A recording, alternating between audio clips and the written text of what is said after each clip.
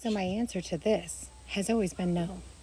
I don't necessarily believe in that stuff, but two things happened recently that I'm going to chalk up as a coincidence, however. The first one was when I was in an abandoned cemetery all by myself, which is not unusual, and I was digging up headstones that had been buried and resetting them. They've been buried for probably 100 years. It was super hot that day. I'm in central New York. Anything over 85 is really hot, and this was like low 90s, and I was sweating like crazy, and I had dirt all over my whole person. I had been there for probably about 8 hours, and as I was sawing away the roots that had held on to a headstone, trying to get it out without breaking it, I looked at the headstones, and then I looked around to make sure no one was watching me talk to headstones, and I said, if you guys could make it rain, I wouldn't hate that. And there was a almost 0% chance of rain that day. I didn't time it, but it was like 2 minutes later. I'm in a woods where the cemetery is, and next to it is a meadow, and I can see this wall of rain come across. You ever seen that?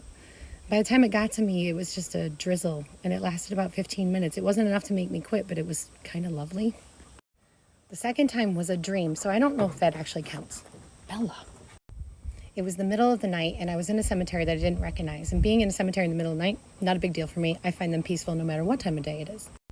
In front of me were 4 different headstones. I could just see the backs. They were kind of gray. I knew they needed to be cleaned. I put my hand on the end of one, and I leaned around to see what was written on it.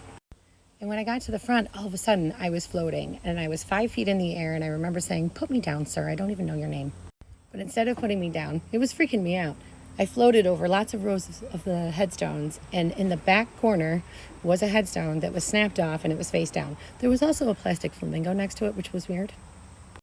So as I'm checking out this broken headstone and the flamingo, on my left I see this kid standing there, and he was dressed like it was the Revolutionary War. He had the white stockings up to his knee and the fancy pants to his knee. He had a white shirt, and his hair was in a ponytail with a black ribbon on it.